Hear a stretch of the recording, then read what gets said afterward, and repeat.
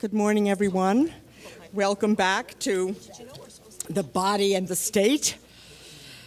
We're going to do things slightly differently today because people felt that it was too much talking with no break at all, so we're going to do the first 4 talks, and then we're going to have 15 minutes so people can respond, and then we're going to do the next 4 talks, and then whatever time is left, again, will be for response.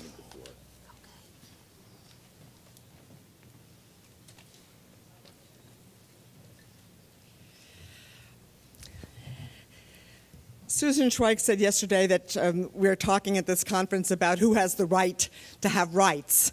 And I think that's a good description of how we're continuing on today. This session, Saturday morning, is who has rights to the body. The struggle over control of the body is fierce and sometimes violent, including questions about the beginning, sustaining, and ending of life, in ways to which in which the state and quasi-state agencies can take possession of the body. How do these debates play out in public policy? How do rights, individual human rights, and state-granted rights factor into these struggles? How do these struggles and debates differ between cultures and legal systems? I think I'd like to amend that to among cultures and legal systems. It's the English professor in me.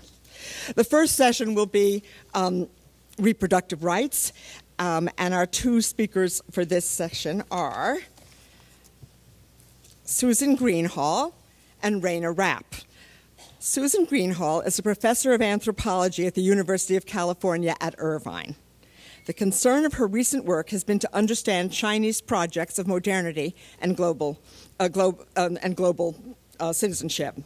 And this is state efforts to transform China's backward masses, in quotation marks, into the modern workers and citizens needed to make China a prosperous, globally prominent nation. She's particularly focusing on the one-child policy, and her interests in China and in the dimensions of China's global rise are reflected in 3 recent books, and they are Population and the Rise of Global China, Just One Child, Science and Policy in Deng's China, and finally, Governing China's Population, From Leninist to Neoliberal Biopolitics.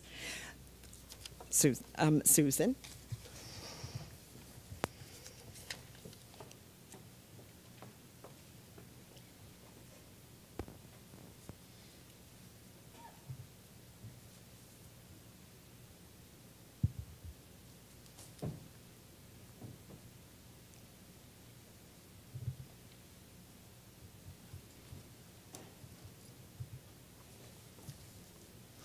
Thank you, Anne. Thank you for that introduction. I'm going to open the session today with some reflections on public narratives and the elite politics of the reproductive body. This talk is a very small part of a much larger ethnography of the Chinese state in global context. China occupies a special place in our discussion of reproductive rights because the People's Republic has come to stand for the world's worst case of state coercion of society. In the late 1970s, at the very time it launched its historic program of economic advance and opening to the capitalist world economy, Deng Xiaoping, China also launched the one-child policy, advocating one child for virtually all couples. For China's leaders, the one-child policy was about the state strategically deploying the insights of modern science in the service of national goals, shrinking the quantity and upgrading the quality of China's people. As the propaganda posters make clear, the state's massive project on population was aimed at boosting living standards and at creating the high-quality, competitive workforce and modern citizenry China would need to achieve its historic destiny of becoming a global power. China watchers in the West saw things differently. Since the mid-'80s, when the Western media began exposing the human costs of the one-child policy, in this country, China's approach to governing its population has been understood first and foremost as a matter of communist coercion. In this narrative, A brutal totalitarian state forces China's people to limit their childbearing against their will, provoking resistance and, when the state strikes back, terrible social suffering. One of the most overarching, pervasive stories about China, the coercion account has served as a master narrative that has deeply influenced the way we think and talk about China's population work. I will argue that coercion critique is critically important, yet it is partial in ways that matter. For 30 years now, this story has dominated media, political, and even scholarly accounts of China's population politics. In the scholarly literature on China, that nation's rural population politics and Chinese population politics more generally have commonly been portrayed as an unending struggle between a coercive state and resistant society that continues to this day. That image of China also appears in the general literature on population politics. In Fatal Misconception, A Critical History of the International Family Planning Movement, China is the poster child for all the flaws of that movement, which was a tragic mistake, quote unquote, because it relied on coercing individuals rather than empowering them to shape their own reproductive destinies.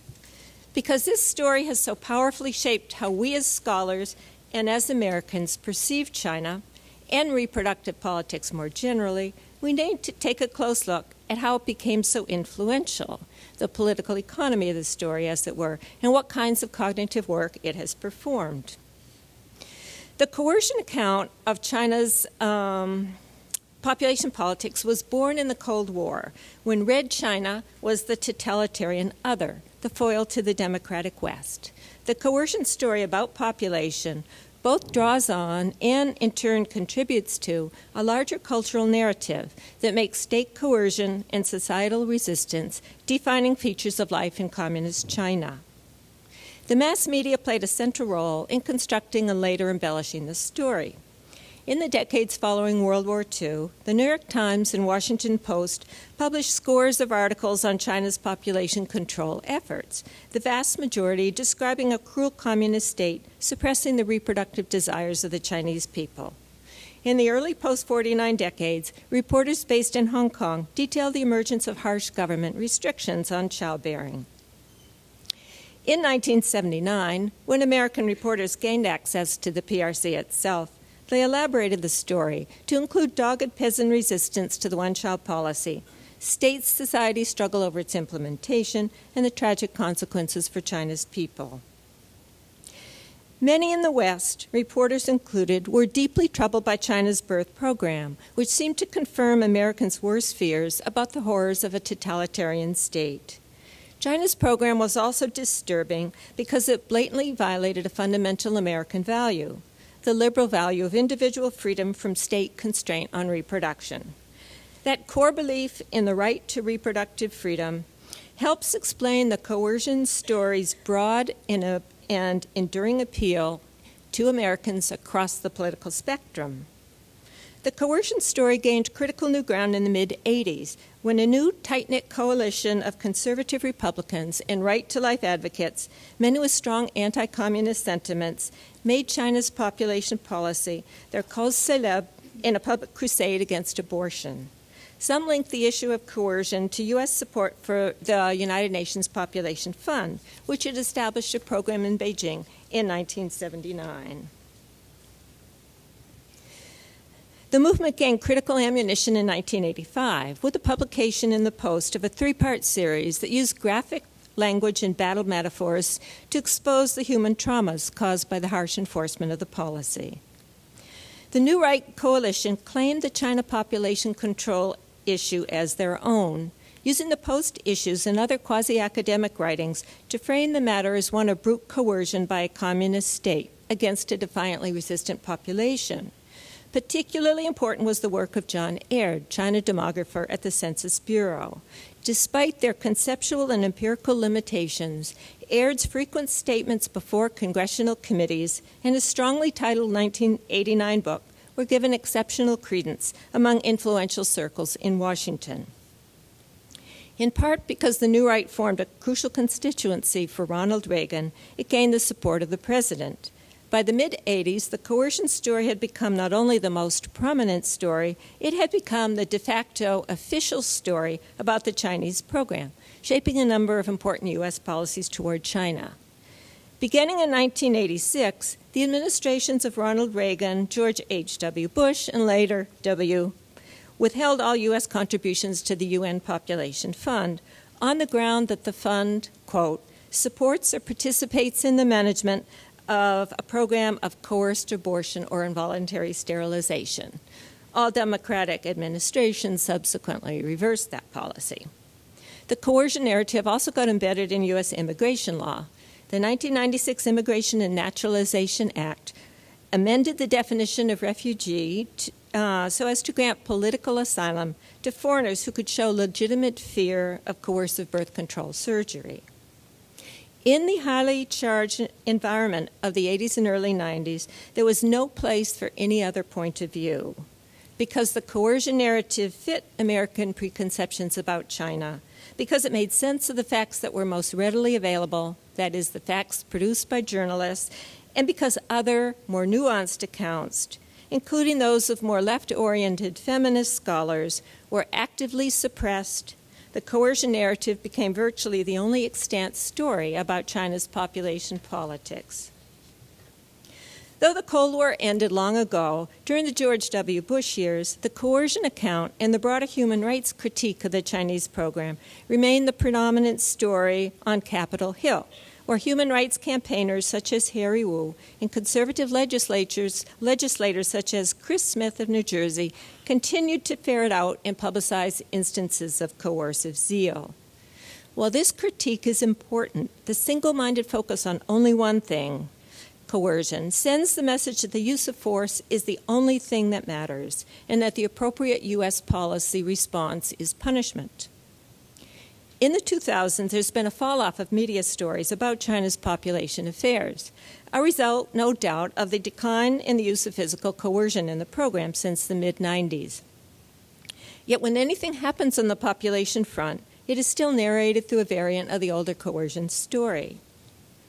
Public narratives such as this actively shape what we can see, say, and think about the world around us. The coercion story about China's population governance has helpfully drawn attention to the terrible human rights abuses in the Chinese program. This focus was critically important in the 80s and 90s, when such abuses were appallingly commonplace. Since then, however, China and its approach to population work have radically changed, yet our stories and understandings have not kept up.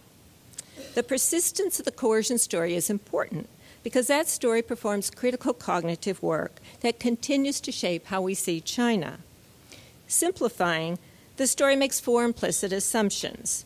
It asserts that population is about quantity limitation, the state is the most important agent of population governance, the one-child policy is the single most important instrument of population management, and population administration is essentially about the state coercion of society. However, population is fundamentally negative, oppressive, regressive, bad. Put crudely, coercion is the single most important thing we should track in monitoring, analyzing China's population politics. But is the trampling of Chinese citizens' reproductive rights the only or the most important way China's population politics impinge on us as Americans? This question is worth pondering. Without a doubt, the critique of coercion is an essential part of our response as Americans, schooled in the values and virtues of a liberal society. Yet an overwhelming emphasis on state coercion constricts our vision and limits our actions in unfortunate ways. In particular, it keeps us from seeing and publicly acknowledging the profound changes that have taken place in China's vital politics. Let me mention just a few, all critical to America's vital interests. First, the relentless focus on ferreting out every last instance of state coercion has kept us from seeing the transformation underway since the mid-90s from Leninist biopolitics, in which the state uses direct, often forceful means to coerce people, to an increasingly neoliberal biopolitics, in which the state is using more indirect, market-oriented techniques to actively foster the emergence of self-governing communities, families, and individuals. Second, with its exclusive focus on the party state, the coercion narratives keeps us from seeing that the governance of population has undergone a shift from state-centric to multi-centric. Not just the party state, but many other social forces, trained professionals, corporations in the market, self-governing individuals, and so forth, have been increasingly involved in managing and perfecting China's society. Third, it keeps us from seeing that the field of population governance, far from being centered exclusively on family planning, has expanded dramatically to include population quality, reproductive health, population structure, migration, and gender relations, to most recently human development, which the Chinese see as essential to the making of a globally competitive, knowledge-based economy. China's population policy has morphed into broad-based social policy. Finally, with its view of power as negative, the story has blinded us to the productivity or positivity of power over population in China. That is, the ways in which the one-child policy has fundamentally altered Chinese society, culture, and politics. Though mostly unintended, the population project has given rise to new forms of biopolitics, new terrains of bioethics, new kinds of more self-directed market-calculating persons, and a new techno-scientific state, which aspires to make China a global science and technology power by 2050. What if coercion were not the major way the Chinese program has worked? What if the one-child policy were a small and increasingly irrelevant part of how China governs its population? What if the Chinese party state were not the major governor of China's population? I believe there's a better story, one that incorporates the coercion critique, yet embeds it in a more overarching narrative about the rise of a new, largely uncharted field of biopolitics that Foucault called biopolitics. This account suggests that, since the beginning of the reform era, China has witnessed the emerge of a new mode of governing its people, one that works through modern science and technology, focuses on the biological body, and aims to both speed and optimize China's transformation into a global power. Although initially it focused on quantity control, over time, this project of population administration and cultivation has grown ever broader in scope, involving a widening range of state, quasi-state, and non-state political actors. Since the turn of the millennium, population governance has begun to give way to social and even human governance, bringing a new, more human-centered configuration of logic, techniques, and strategic ends to the fore. By remaking society and politics in particular ways, China's gigantic project on population has boosted what the Chinese call the country's comprehensive national power, and accelerated China's transformation into a powerful competitor on the global stage. So powerful is China becoming that now the President of the United States is framing our strategic interests as, quote, coming together around the common goal of outcompeting other nations in a rapidly shifting global economy. He had in mind, of course, China and India. In conclusion, my argument is that an insistent critique of China's human rights violations is absolutely correct, but an exclusive focus on coercion is not helpful. Instead, our critiques need to be coupled with a broader, more open-minded examination of the changes underway in China today. This analysis has important implications for how we engage with China. Instead of simply punishing China, we need to acknowledge and reward the positive changes that have occurred in the population program and nurture the progressive forces within the population establishment to ensure that those salutary reforms continue. I've also suggested that population is not only about reproductive rights, it's also about China's grand national project to become a major global power at the earliest possible time.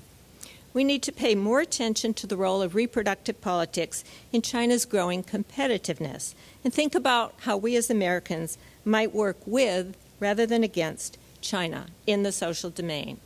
Last paragraph. Though I have not had time to discuss this, it's important to think about the conceptual and political work that the discourse on China as the world's worst violator of reproductive rights has done in the domain of reproductive politics and health more generally. For example, it's possible that by creating a hard and fast boundary between China and the West and making China the coercive communist foil to the liberal democratic West, the coercion narrative has kept us from examining the commonalities between China and the West, democratic practices that exist in China, and coercive practices that exist in the West. I'll end there and look forward to your questions.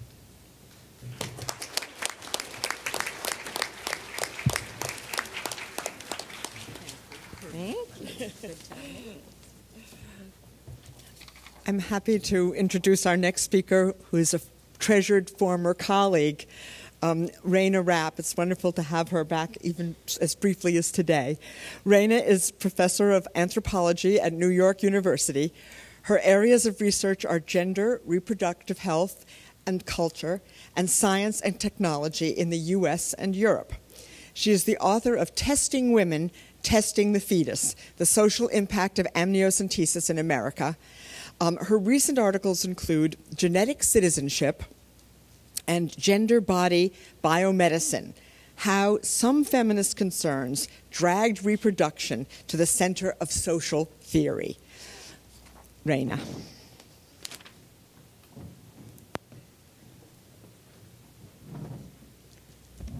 Thank you, Anne, for that generous introduction. Thanks to Arian and to everybody for bringing such a boatload of anthropologists to be part of this wonderful conference. I need to wait to get this up. It's up? Just start it there? Okay, great. Thank you.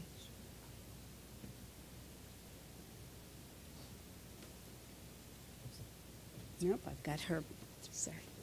Sorry about that. I have to close her. Okay, great. As an anthropologist, I backed into the topic of what were then dubbed the new reproductive technologies through the conundrums of my own pregnancies. I wrote a book which focused on amniocentesis, as Annie mentioned, genetic testing in pregnancy, detailing the highly differential meanings, experiences, and aspirations of women and their partners drawn from diverse socioeconomic, racial, ethnic, religious, and national backgrounds here in New York City when prenatal diagnosis was just becoming routinized. Yet, lest I thought I was doing anything particularly original, all around me, other anthropologists and sociologists, many influenced as I was by the women's health movement, were also exploring assistive reproductive technologies, that is the ARTs as they came to be known, and as they spread around the globe. And spread they surely did.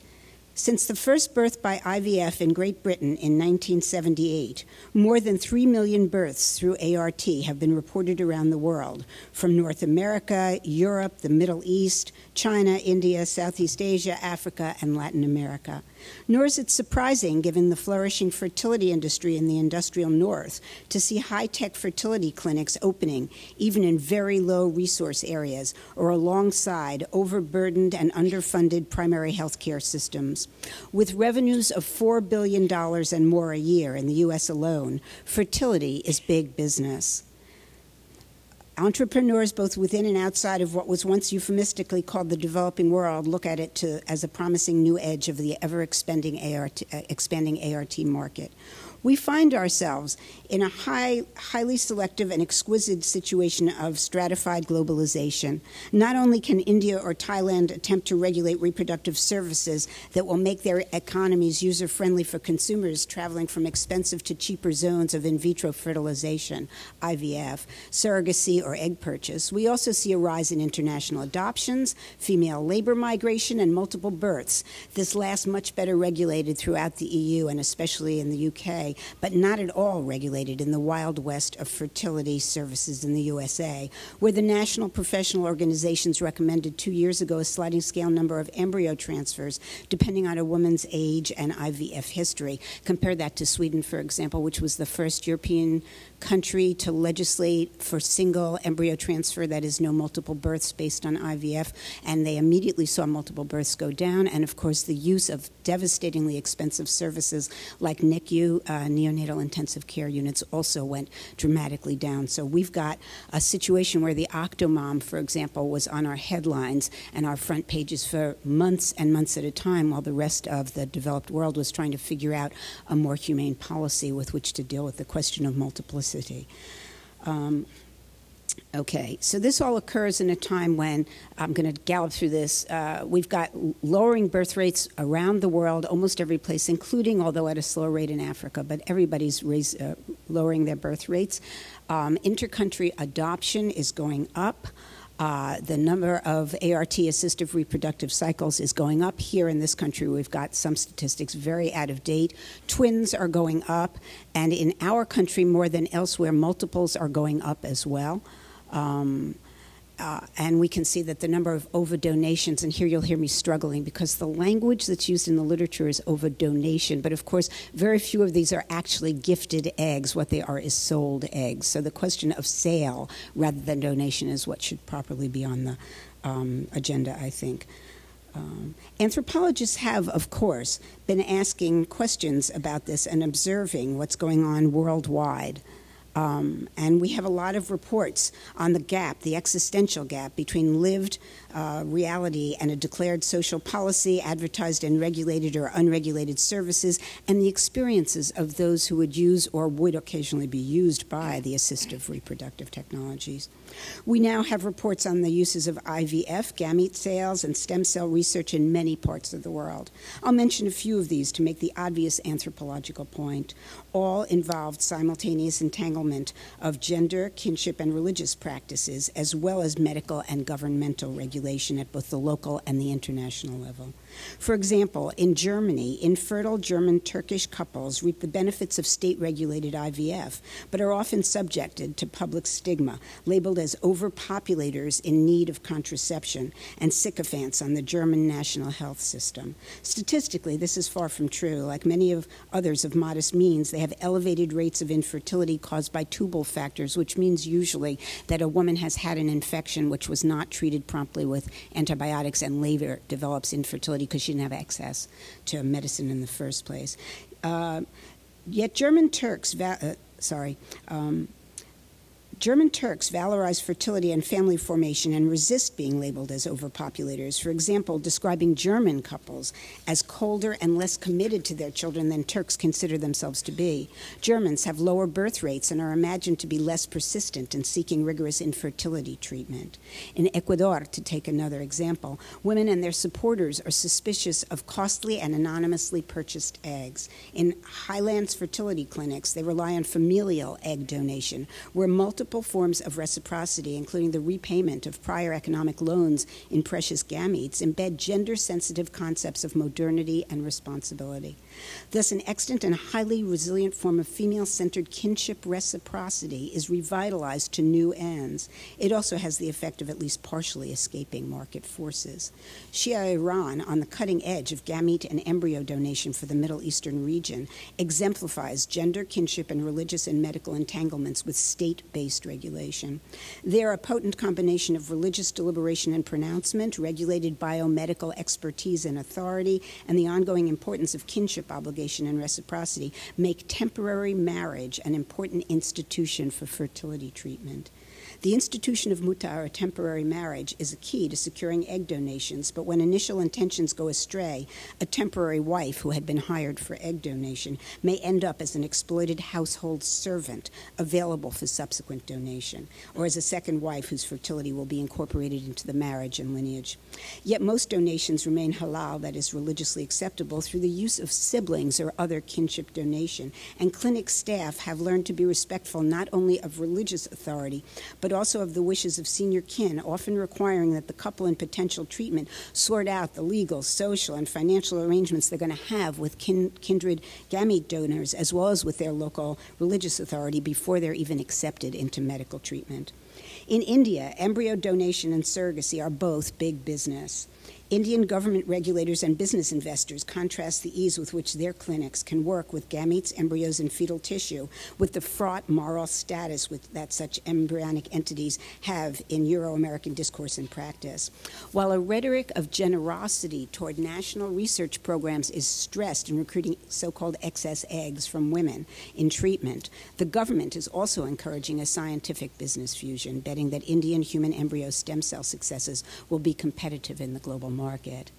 In the present era, India has also become a major site of medical tourism. U.S. sociologist Arlie Hochschild investigated several gestational surrogacy programs whose stringent rules are user-friendly for commissioning Westerners and upper-class Indians, but separate the surrogates from their own families for long periods of medical and nutritional surveillance. As one mother-in-law of a commercial gestator put it, yes, we take care of the other children for her. We agree to this because she brings in so much more money than her husband's work as a food stand operator. Right now, international surrogacy is a highly complex legal patchwork. Surrogacy is banned in China and much of Europe. It is legal but regulated in New Zealand and Great Britain. Only 17 of our 50 states have laws on the books. It's legal in Florida and banned here in New York. In India, commercial surrogacy is legal but unregulated, although a 135-page regulatory law, long in the works, is under parliamentary consideration. Many Indian commentators have criticized the potential law as aimed toward wealthy national and international consumers and insufficiently protective of the rights of overwhelmingly poor gestating employees. At the same time, gestational surrogacy is booming in Israel, where traditional surrogacy, what an oxymoron, is banned, as Jewish women cannot contribute their own eggs to another couple without violating halakhic law. But eggs bought in Romania, Russia, and Italy are particularly popular there. Surrogacy is, however, banned in the Muslim Middle East and in Vietnam. In all these cases and more, we witness what Marcia Inhorn and Daphne Birnbaum-Carmelli in their book describe as the destabilizations of late modernity. Destabilization between sex and reproduction, nature and culture, gift and commodity, informal and formal labor, biology and sociology, heterosexuality and homosexuality, and the like. If I had time, I could deconstruct these for you, saying, and of course these have always been porous, but they are now widely perceived as anti-foundational in their moorings. The destabilizations that they're talking about are stressed by these technologies in terms of gender, and I don't have time to go into this, but suffice it to say that reproduction is very time sensitive. And so, for example, when ICSI, a male fertility treatment, came on board, it became possible for men who might have been infertile to then use a technology on their wife who might have been with their wife, who might have been perfectly fertile but became infertile in the intervening years, so that he now has the possibility of either going forward without children or taking a second wife, so therefore disrupting the gender arrangements. In all these reports, feminist bioethics are now exploring the umbrella of human rights, just as the women's health movement, in all its international diversity, shifted strategically to the use of human rights discourse to intervene in international tribunals and the like. They're exploring how one might be able to regulate the exploitation of women as gamete donors, so-called, and surrogate gestators under emergent conditions of rapid commercialization. Informed consent is a very important contract, but if all the burdens of egg and embryo donation, which is to overwhelmingly say sales, and surrogacy are left to this signatory exchange, profound inequality, issues of social injustice and justice, poverty and development, and of course, patriarchal punishment will continue to flourish while being left in the regulatory shadows. Two concepts drawn from my earlier work may be helpful in sorting through many of the compelling reports I've just mentioned. Anthropologists, close your ears. You've heard this for years from me. The first is stratified reproduction. That is, why are some people's children valorized and their desires to have babies are absolutely supported through the marketplace often, but supported in general, while others are despised for their reproductive aspirations and practices. And here, many of the examples I've just cited, think about that temporary wife whose egg donation is brought up, that's stratified reproduction. Feminist legal scholars have noted that African American surrogate gestators in this country are increasingly deemed appropriate womb renters, but they've long been selected as nannies, of course, in the USA, yet they are the object of public opprobrium as mothers themselves. The second concept is moral pioneering, that is, how do local gender, generation, class, caste relations provide an optic through which people come to understand what the new, the sting of the new in terms of defanging it through the old. That is, how do they use their prior understandings? How do individuals, couples, families, and kinship networks decide to use or limit the use of the IRTs? And there, that example of the women in the highlands in Ecuador who exchange eggs with one another is a perfect example. That is, the eggs have entered into the same networks that they already had. I have a lot of other examples, but I see I have to gallop through. Let me just say that my argument is that genetic testing and the use of different reproductive technologies is moving apace all over the place. We see it in things like the use of prenatal genetic diagnosis. There's a lot of work on what happens to people who, for example, are carriers of BRCA, CA1 and CA2, have a higher risk for breast cancer. Will they use this kind of prenatal genetic testing in order to assure that the embryos they put back into their womb through high-tech conception will not have the same genetic future as theirs? What do we do about Alzheimer's testing? Margaret Locke has a lot of work out on this where she says essentially people are not that interested in genetic testing. They can't remember what's been told to them. They're much more interested in the issues of caretaking, which stress them out more. We see this as a quite philosophical set of issues in our newborn screening programs where anthropologists have been busy looking at how parents are given screening which now will produce information on diseases nobody knows anything about. That is, your kid may have not just PKU, but something nobody actually knew about 20 years ago, and we don't know how it's going to come out. So you get a newborn baby and who you don't know yet, but before you can get to know the child, you have this kind of very futuristic knowledge that their sense of their body being marked. It's worth highlighting that in all these examples, moral pioneering extends well beyond the moment of pregnancy. The niche of reproduction is now preconceptual, neonatal, predictive of late life cycle disease, and refers to newly routinizing technologies in locations where they fall on complex reproductive ground. Indeed, we might imagine that the niche of reproduction itself has now extended unevenly into global consciousness, entangling state and body, gender and generation throughout the life cycle and across national boundaries. I'm not going to have time to tell you all of this, but I'm currently doing research with my friend and colleague Faye Ginsberg at NYU. We're looking at the rise of special education in this country. Roughly said, we now have 15% of our kids labeled for special ed. 30 years ago, we had almost none. What happened? The children didn't change. The diagnoses changed. The medical technologies changed. We're looking at NICUs, neonatal intensive cares, as a kind of extended reproductive technology.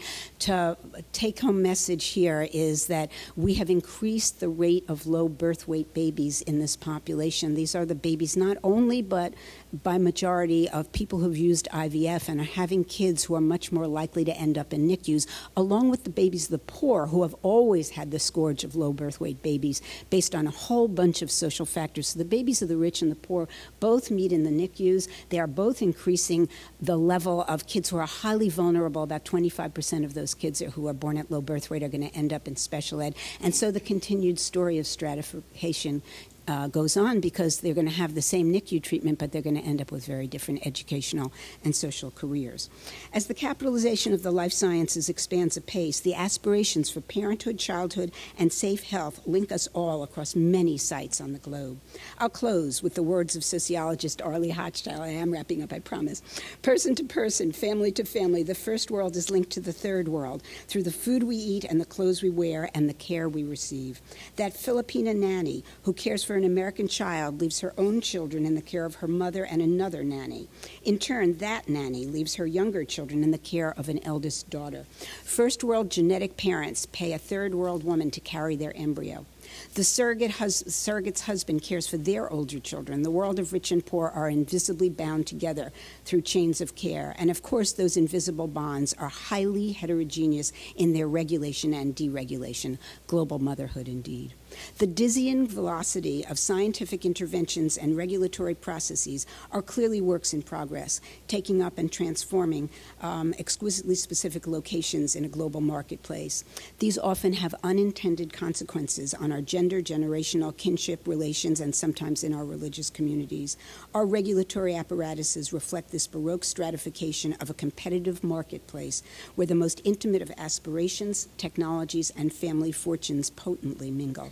In all these social locations, I have described reproductive technology as an optical technology through which we can view the world of reproductive stratification and the many agentic exploitations of globalization. Thank you. And thanks to Wendy for those slides.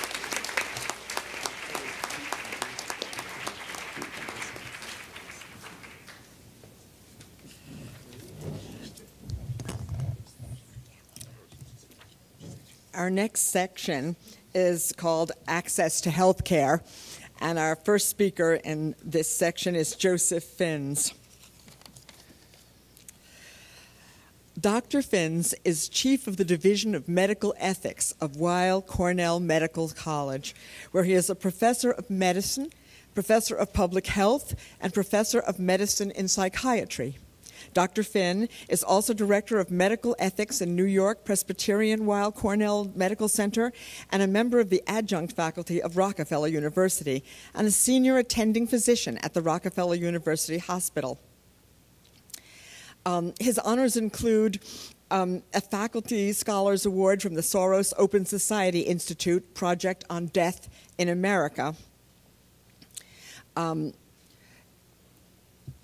He was appointed by President Clinton to the White House Commission on Complementary and Alternative Medicine Policy and currently serves on the New York State Task Force on Life and the Law by gubernatorial appointment. Dr. Finns. Thank you very much. And to find my talk here.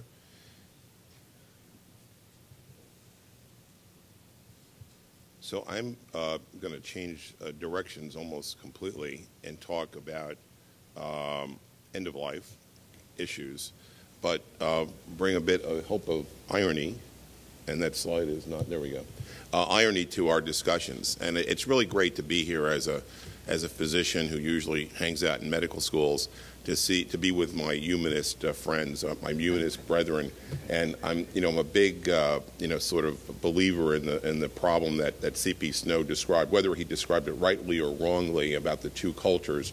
And I wish there was more, but I'm glad that we're sort of mingling a little together. And if I had my druthers, I would have been a humanist if I had to rewrite my life's narrative. So it's kind of nice to have a chance to do that on a Saturday morning. So what I'd like to do is talk about the right to die in America and how, sort of quickly, how it evolved and how it's going to maybe be transformed by some emerging science in the neuroscience arena. That is looking at people who have disorders of consciousness. And I thought it's a timely discussion to have, not only because of the scientific progress, but because it's also the 20th anniversary of the Cruzan, more or less the Cruzan decision, or really the death of Nancy Beth Cruzan. And for those of you who were neonates at the time, because sort of following on the reproductive theme here, hanging out in NICUs, wherever you might have been. 20 years ago, the U.S. Supreme Court heard this case that came up from Missouri, which was very politicized. John Ashcroft was the governor of Missouri, and a young woman named Nancy Beth Cruzan was in a permanent vegetative state, and they wanted to remove, in this case, her artificial nutrition and hydration. And the Supreme Court simply ruled that adult competent patients can refuse life-sustaining therapy, and they did not distinguish artificial nutrition and hydration. And they also said every state can basically establish evidentiary standards for what constitutes enough information for a surrogate to remove life-sustaining therapy from a patient who's lost capacity. And that gave birth, Sandra Day O'Connor suggested, wouldn't it be good if people could have advance directives to articulate their preferences in advance?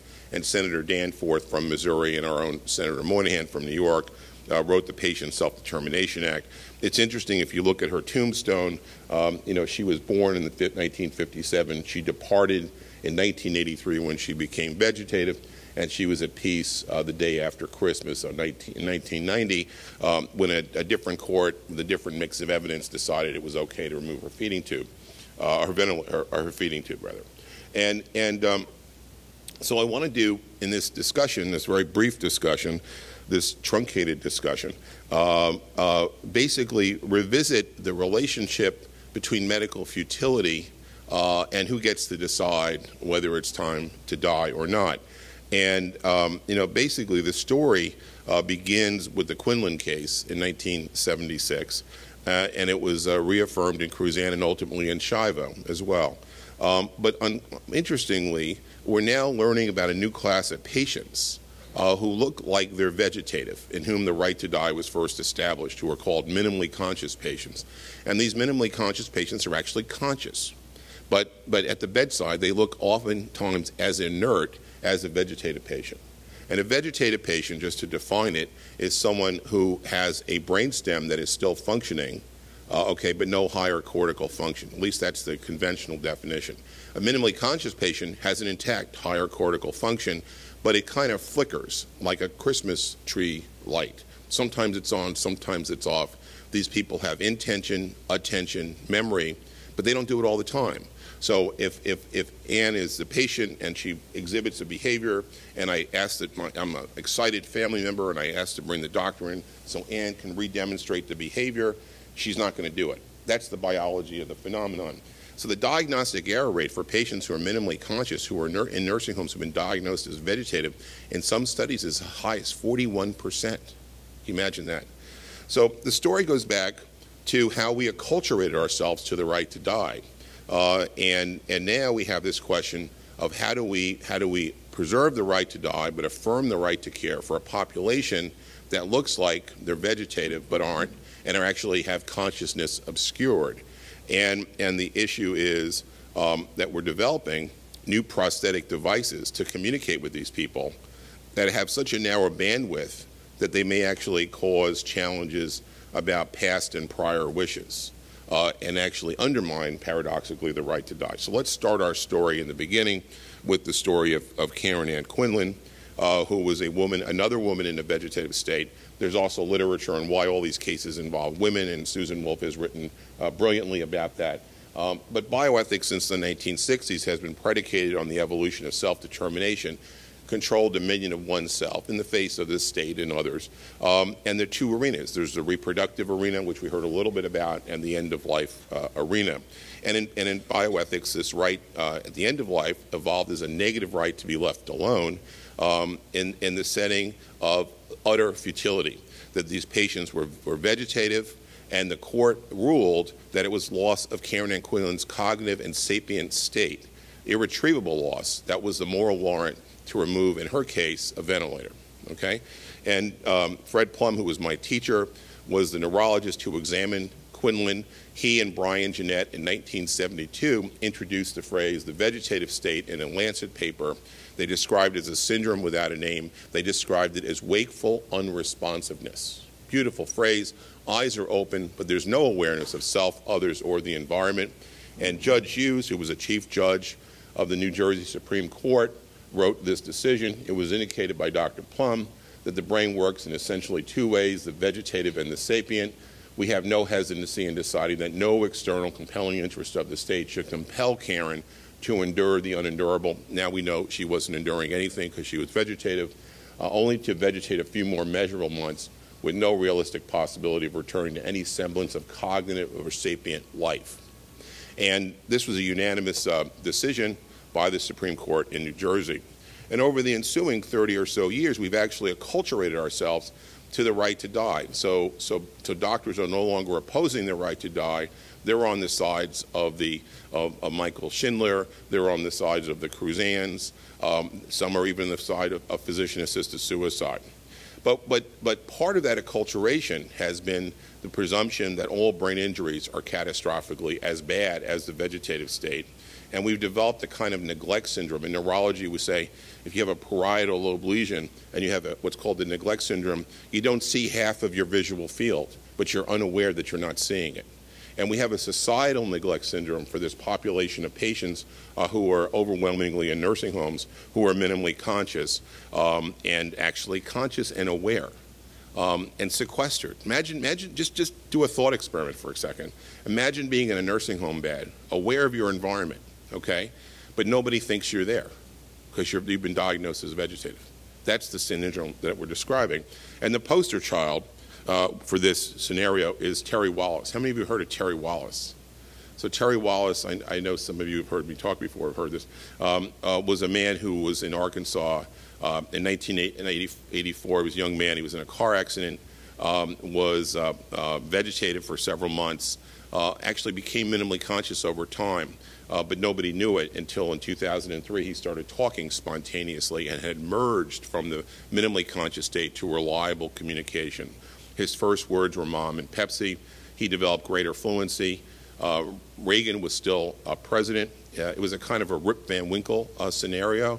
It generated international media attention. I've actually interviewed the family. I have HIPAA authority to talk about the story.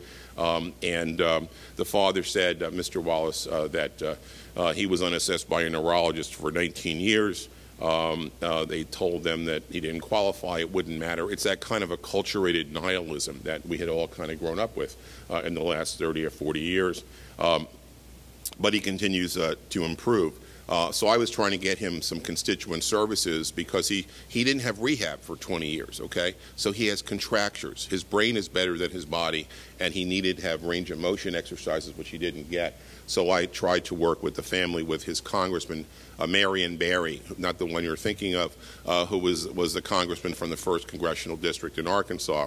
And I was on the phone with Mrs. Wallace, and I said, what's Terry's Social Security number? They need that because he wasn't getting rehab. And I hear this voice in the back, you know, giving her a number.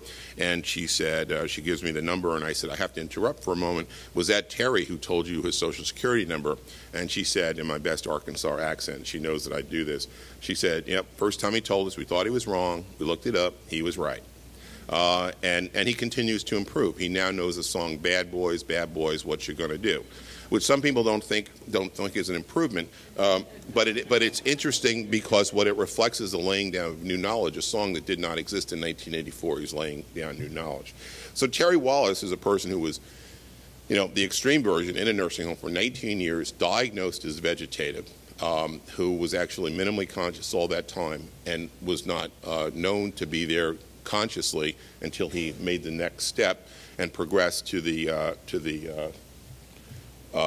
emergence from the minimally conscious state. I don't know if there's a PowerPoint or anything projector here that I can sort of a laser beam or something, but this is the pathway that he progressed. And I think it's important to understand that these terms are not fixed terms. You know, if you leave a hospital and you've got a diagnosis of diabetes, you go to a chronic care facility, you still have diabetes. These are states that can change until they become permanent.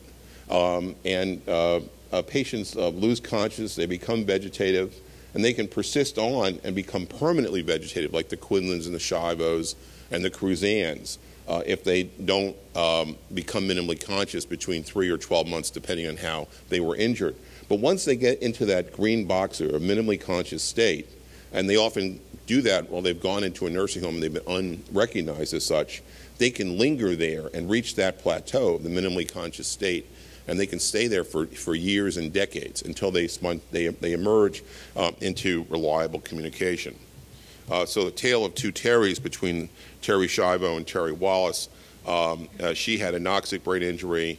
She did not improve, and Wallace, continues to improve. And it's important to understand that one is a disintegrated brain and one is an integrated brain, a reintegrated brain. Terry Wallace's brain works as an integral whole, whereas a vegetative brain is not functioning as a unit. So this is an imaging study that Stephen Lauries did in Liège.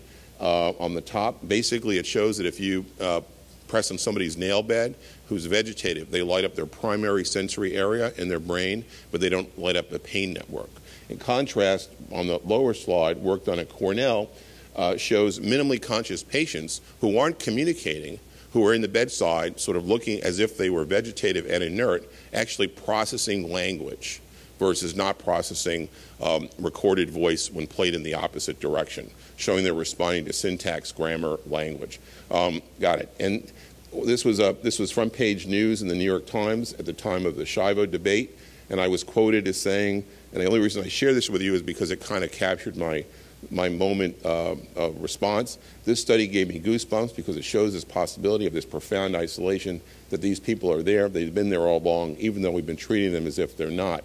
The story, however, gets more complicated because now we've actually shown some patients who are vegetative on exam to be able to process language. You might have heard of the work of Adrienne Owen from the University of Cambridge in 2006, a woman who has had traumatic brain injury. 5 months into her injury, was able to light up motor, spatial, and linguistic areas. She was asked to play tennis. Imagine walking around her house and disaggregating creek in her neck and a riverbed creek as two words that were similar, and make a distinction.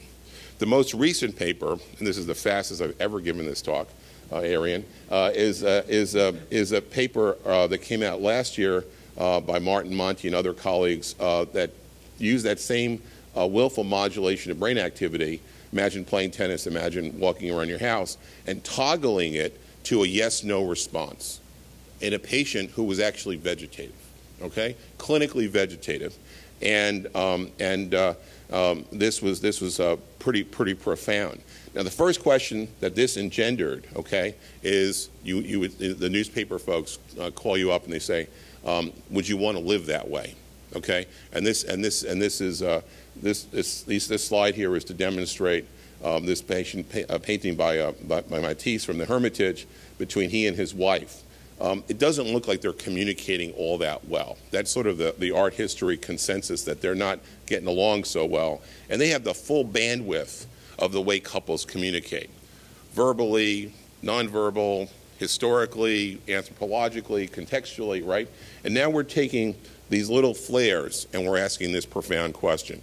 And there was a this question that I got it, and I was asked by Ben Carey of the New York Times, and I said it's a real problem because we've opened up a communication channel with this techniques, but in some ways it's like a very bad cell phone connection. We're asking this technology to do a lot. Briefly stated, there was a case in California in 1997 with a man who was minimally conscious, and it was a right to die case.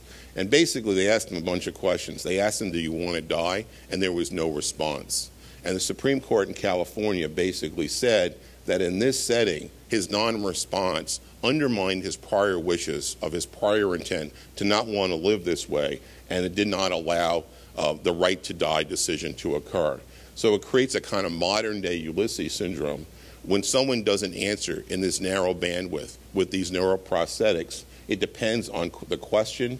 They can't initiate the inquiry. They may have a lapsed attention. They may have a slow latency of response. They may be weighing choices. It may be the technology doesn't work. So given the above, should a non-response undermine prior wishes? And the worrisome paradox, 20 years into Cruzan now, is that a prosthetic for communication could undermine the patient's voice and their prior wishes. Even in the face of scientific advance, we have to safeguard the civil rights of who controls the right to die and who determines the right to care. Both are fundamental civil rights that will hinge on contingent evidentiary standards until the science of prognostication and prosthetic communication evolves. Thank you.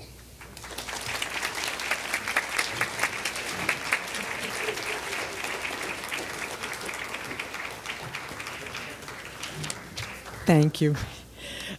We continue the health access with Stephanie Woolhandler. She is a professor of urban public health at the CUNY School of Public Health at Hunter College.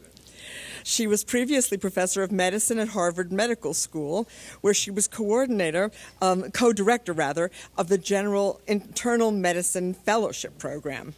She helped found Physicians for a National Health Program, a not-for-profit organization for physicians, medical students, and other healthcare professionals who advocate a national health insurance program.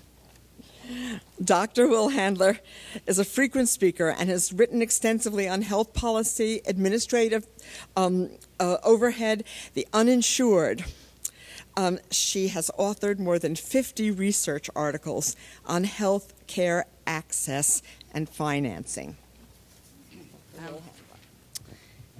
Thanks. That was a long, sort of flowery introduction, and I'm reminded of the story about Eleanor Roosevelt, who hated long, flowery introductions and told people to keep it short. And someone once introduced her by saying, "This is Eleanor Roosevelt, and the less said about her, the better." Okay, health reform 2.0. The problem with the health reform is that healthcare reform process exposed how corporate influences rendered the U.S. government incapable of making policy on the basis of evidence in the public interest. And of course, I'm quoting the world's most cited medical journal, the British journal, The Lancet. So my talk is not about the state domination of the body, but the way that the state in this country completely abdicated its obligations regarding human health to corporate America in the last round of health reform. Now, what was the role played by the health industry? Insurance companies donated hundreds of millions of dollars to the Democrats and also $100 million to an ad campaign, the Democrats favoring the reform and the ad campaign allegedly from the U.S. Chamber of Commerce opposing it, thereby shutting out voices to the left of the administration, if you will. Big Pharma donated more than $100 million to a campaign supporting reform, and the actual Senate framework on which the Obama reform was based was written by Liz Fowler, who's former vice president of the public policy for WellPoint Anthem. And if you don't believe me, go on the internet, look at the Senate framework, right-click on it in the properties box. You'll see it was written on Liz Fowler's computer. Okay?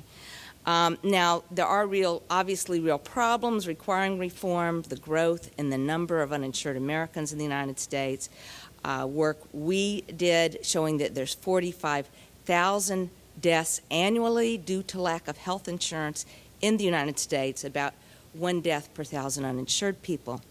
That's very worrisome in the context of the reform, which, if it works as expected and everything goes right, there will still be 23 million uninsured people in the United States at full implementation in 2019. 23 million uninsured people. To me as a physician, to all of us as citizens, I think that's simply unacceptable. Safety net hospitals on which these uninsured and many underinsured people will continue to rely have been subjected to a $36 billion cut to pay for the reform. On a brighter note, community health centers did receive an extra $1 billion annually due to an amendment submitted by the country's only socialist senator, Bernie Sanders of Vermont. Okay. But the problems in healthcare are not merely of the uninsured. There's tremendous suffering among insured Americans. This is from work we've done showing that between half and 2/3 of all U.S. bankruptcies are due, at least in part, to medical illness or medical bills. That you probably heard of. It got an awful lot of traction in the last round of debate. But this aspect of the study didn't get much publicity, which was the overwhelming majority of families in medical bankruptcy. In the overwhelming majority of families in medical bankruptcy, the person whose illness caused the bankruptcy had health insurance at the onset of the illness. 76% of the time, the person whose illness caused the bankruptcy had health insurance. In some cases, people lost their insurance because they got sick. In many more cases, excuse me, people had insurance which they held on to throughout the bankrupting illness, usually private health insurance, but were bankrupted anyway by gaps in their coverage like co-payments, deductibles, and uncovered services. This is work from some other folks, Commonwealth Fund, showing that even among the insured all year, a substantial proportion are unable to pay their bills, get called by collection agencies about medical bills, change their way of life to pay medical bills, or pay off medical bills over time, and the insured are in yellow in this slide. So to summarize, about 1/3 of Americans are currently inadequately insured. They're either uninsured or underinsured in the sense that a major illness would bankrupt them. They're often denied care, and they're sicker, and they die younger than the affluent and insured. At the same time, we have tremendous overuse of medical services in much of the country.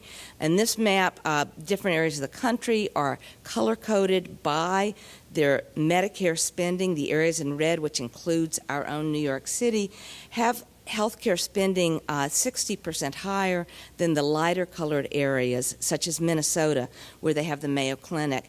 And I do want to call your attention to the area on the Texas-Louisiana border. I'm from Louisiana. That's Cameron Parish, Louisiana, and Jefferson County, Texas. Spending there is nearly twice what it is in Rochester, Minnesota, home of the Mayo Clinic. And I want to tell you that I know with 100% certainty that the quality of medical care is not higher in Cameron Parish, Louisiana, than it is at the Mayo Clinic. And indeed, that was exactly the conclusion of these authors, that the quality of care is actually higher in parts of the United States that spend less per capita. So tremendous overcare in the United States. We're rationing medical care in the face of a surplus of medical resources. Now, one thing there's a tremendous surplus of is administrators. This is a growth of physicians graphed against the growth of administrators over the past decades. And this has been related to the growth of profit-driven HMOs, profit-driven insurance, which was rewarded and encouraged by the health reform. I believe that it is the problem, not the solution. This is due some to randomized controlled trial evidence, the only randomized controlled trial evidence ever, of various insurance arrangements in which HMO care was compared to fee-for-service care, and at 3 to 5 years, people randomized to the HMO had a risk of dying approximately 20% higher. There were historically good HMOs that were tied to the consumer cooperative movement. However, all of the growth of HMOs in the past few decades has been in the for-profit sector. So when I speak of HMOs, we're no longer talking about the old-style HMOs, which frankly had pluses and minuses relative to other types of insurances. But the HMOs is an instrument through which Wall Street has come to dominate American medical care. And again, despite excellent evidence that the quality of care in the for-profit investor-owned HMOs is lower than in their nonprofit counterparts, data we published in the JAMA where we found that on every single quality indicator, the quality was higher in the nonprofit sector. Now, some people do extremely well in HMOs. These are the CEO and stockholding payments of the leading executives in 2009. Okay. This is one contributor to the extremely high overhead. The market leaders often have overhead in the 20% range, even higher. So when someone has an overhead of 20%, that means that for every dollar of premium paid by you or anyone else, for every dollar of premium, 20% stays with the insurance company. Only 80 cents ever goes to pay for a doctor, a nurse, a drug company, a hospital. So tremendous overhead, really the cost of running healthcare as a business rather than, as I believe it should be run, a public service. This is data from the Medicare HMOs showing, for those of you who are not aware of this, Medicare does cover everyone over the age of 65, but patients have an option of signing up with an HMO, generally a for-profit HMO, and this is data on the overhead cost in the HMO versus traditional Medicare.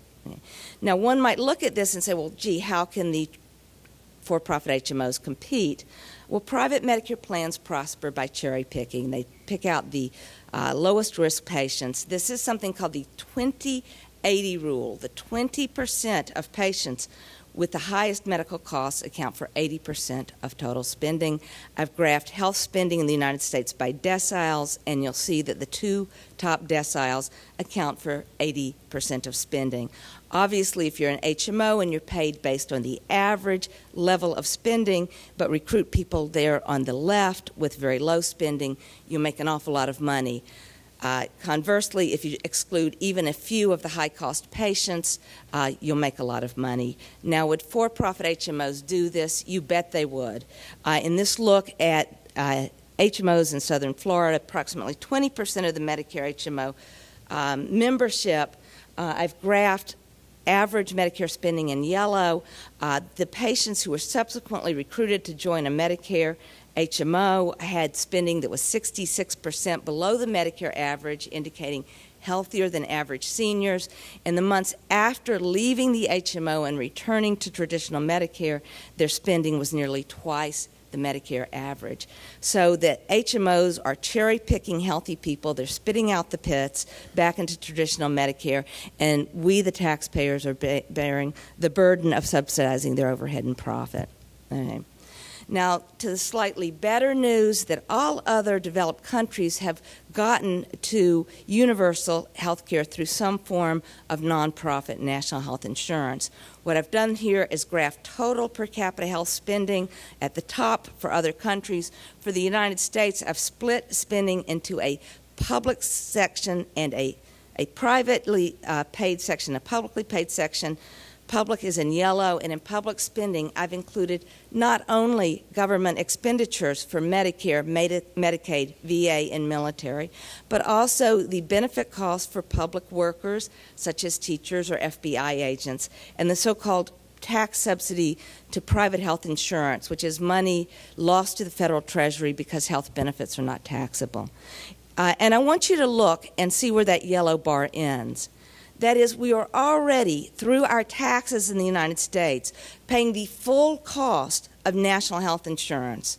The full cost of national health insurance. Yet we take an additional $3,000 out of our pockets privately, and we end up with a system with 50 million uninsured at this point.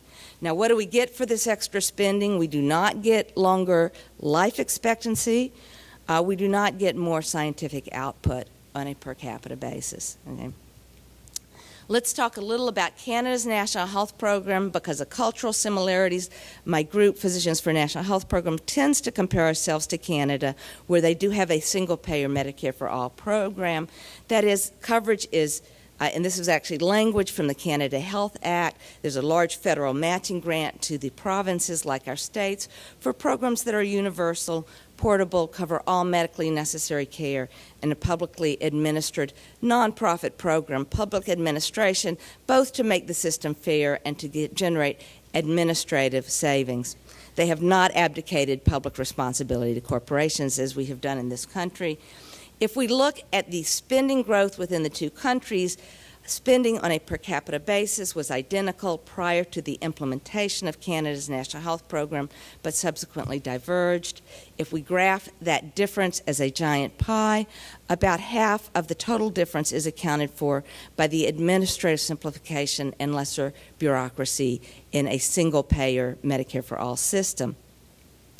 Now, in talking about the reform model in Washington, the easiest way to talk about that is by reviewing what has happened in Massachusetts, where we have done the test run on the model for national reform. In Massachusetts, there's, if you have less than a poverty income, which is quite rare in Massachusetts, actually, you get a Medicaid HMO. If your income's 100 to 300% of poverty, you get a partial subsidy. But above 300% of poverty, you're mandated to purchase insurance, but you're on your own in terms of paying for it.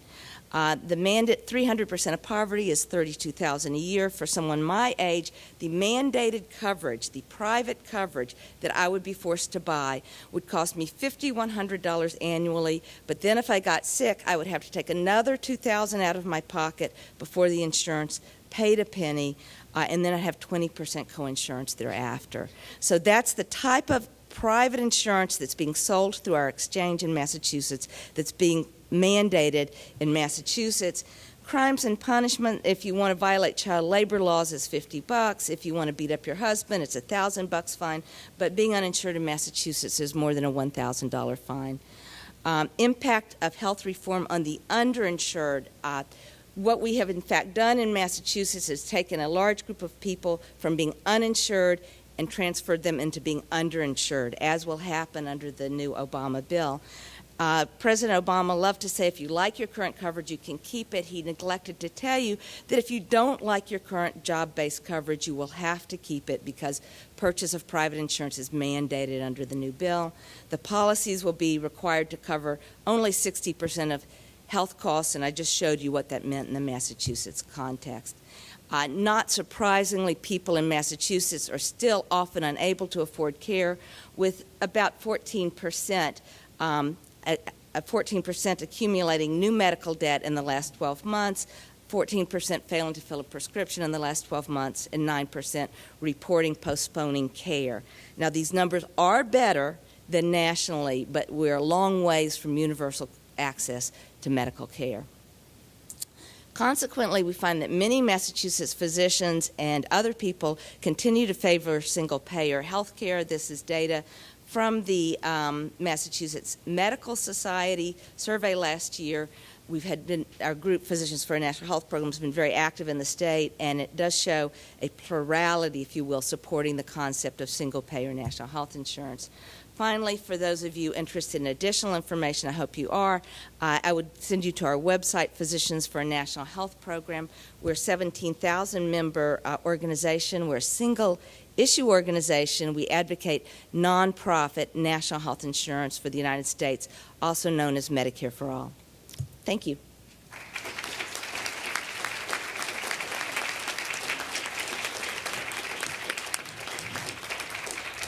Thank you. We're going to take about 12 minutes for questions before we go into the second half of the program. People should line up at these two. You need to come up to the microphone, please.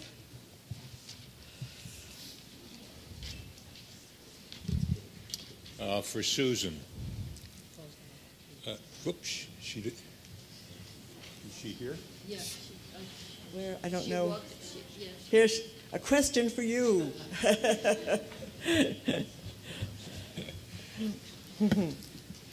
The question is, which country do you think has the best population control program, and what is it?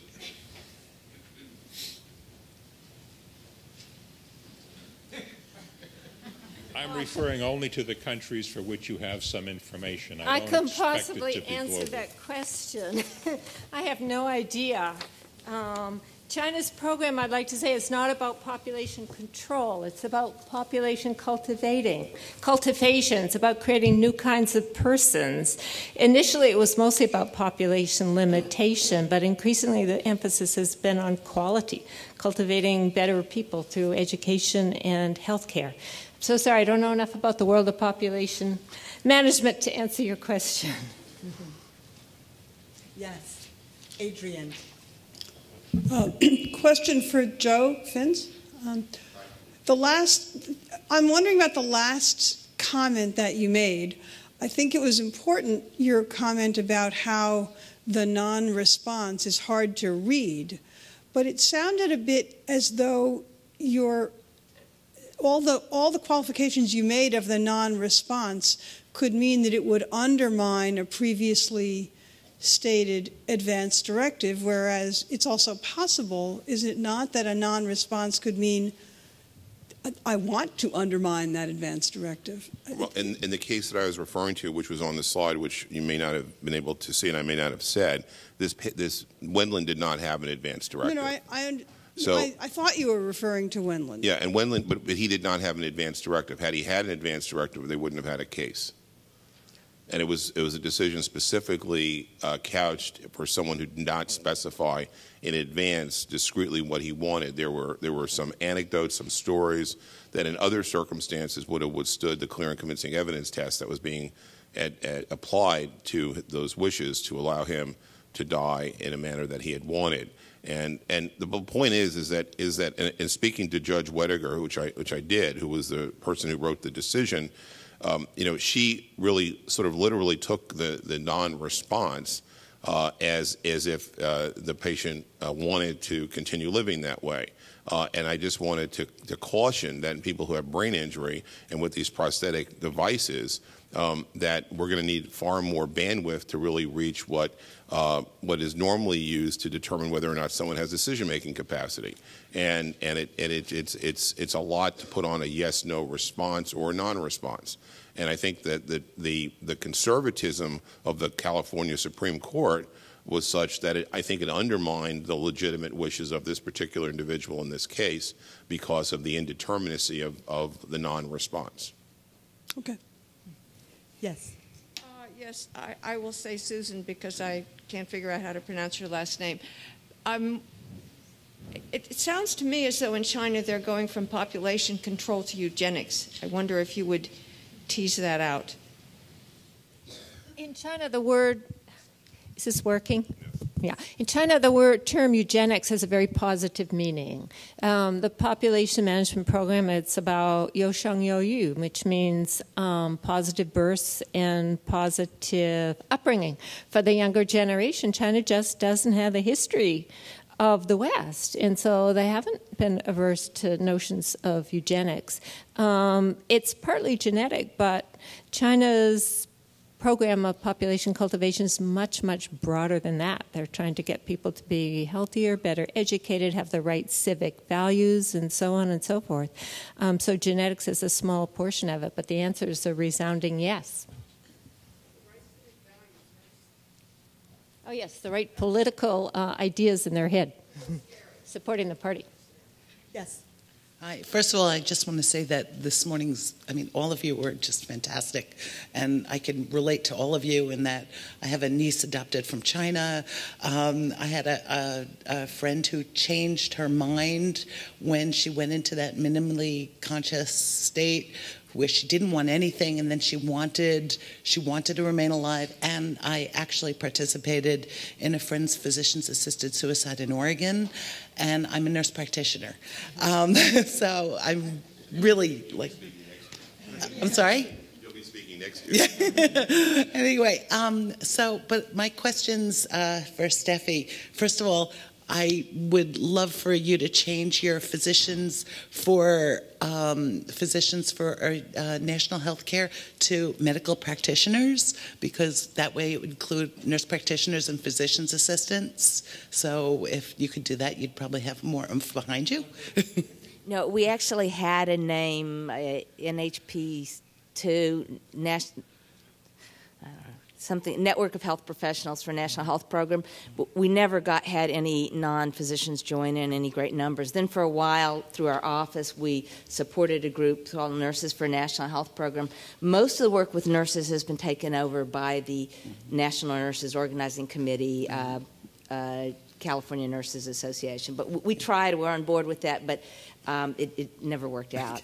But my question to you is, on that area of the map that you showed, where there was so much more spending in those particular areas, do you have a reason for that? I have my own hypothesis, but... Yeah, that work is by the Dartmouth group, who's been doing this work for decades, and they've really drilled down to see what explains the higher spending. A lot of it is explained by something I call Romer's Law, which is if there's a medical bill, it will be filled. If there's an empty operating room, it will be filled.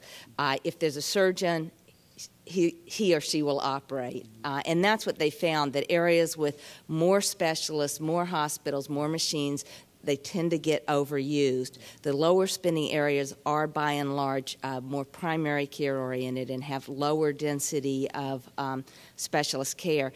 I'm a primary care doctor, and I definitely know we need specialist care. We need the machines when we need them, but in the context of the United States, we're oversupplied and they're overused when they're unnecessary or even harmful to the patients. And the Dartmouth people findings are actually harmful, at least in that study. Thank you. Yes. A question for Dr. Wilhander.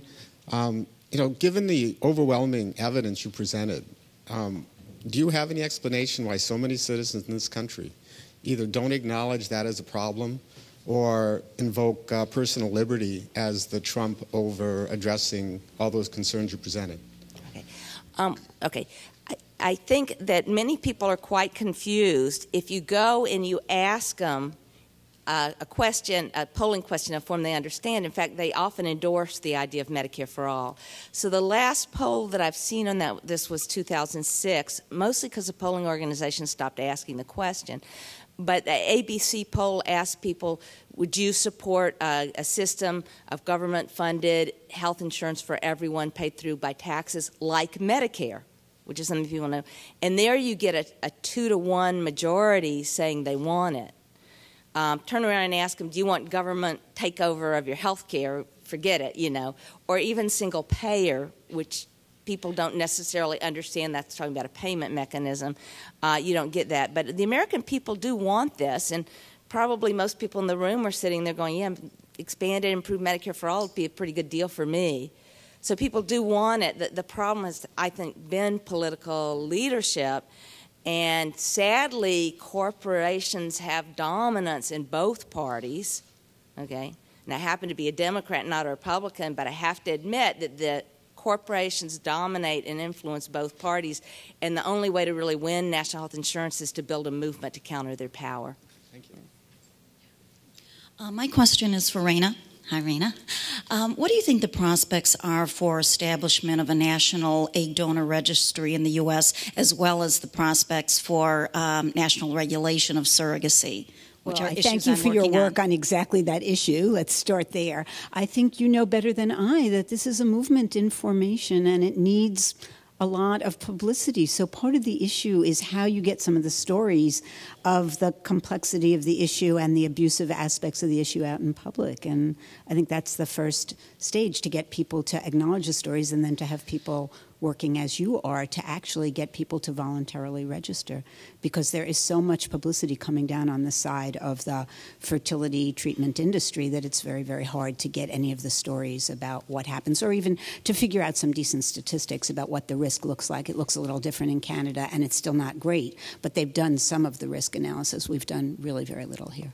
So. Exactly. And also lack of funding for projects of the nature that we're doing. So funders are, even funders that, you know, traditionally support women's reproductive rights and health, these issues aren't even on their radar screens. So it's important. Thanks.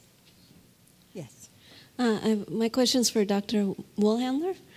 I was wondering, what do you think the role is of electronic health records and the whole push for that and the incentivizing of that with Medicare? And it's curious, kind of juxtaposition with this whole healthcare reform. Okay. Actually, thank you for the question. It's one of my research areas, is the role of electronic medical records. The idea that you're going to save money through electronic medical records is total BS. Okay. You can look at national data, and hospitals have implemented medical records. You can look at the order, and you'll find that there's, if anything, electronic medical records are associated with a slightly more rapid increase in healthcare costs. You can look, as we're doing right now, at the use of testing, and doctors are able to view the old test results electronically. In fact, the testing goes up almost twofold in the case of CT scans. So I'm not against electronic medical records. I think obviously computers are a tool that we can use, but the way they're being implemented, there's not a prayer that that's going to actually reduce the costs of medical care. We're going to, all right, well, one more, and then we're going to move right on. This question's for Rayna. Hi, Rayna. I had a question about genetic counseling, and I know there's been some talk lately about, with increased sort of necessitating of genetic counseling, especially with age and legal limits on abortion, and as someone who works in abortion care, is there ever any discussion about the issue that results of genetic testing with these legal limits, that sometimes, depending on how patients and families feel about the diagnosis, that their hands actually may be tied as to what they can really do about it? Is there any discussion in genetic counseling about sort of, once you have a diagnosis, I wish I had an answer for you. I think you'd have to go to the NSGC and see what the National Genetic Counselors Association, to see what they're up to on this. And there's going to be a lot of state-by-state variation here, but I have no specific information. Thanks. Thank you.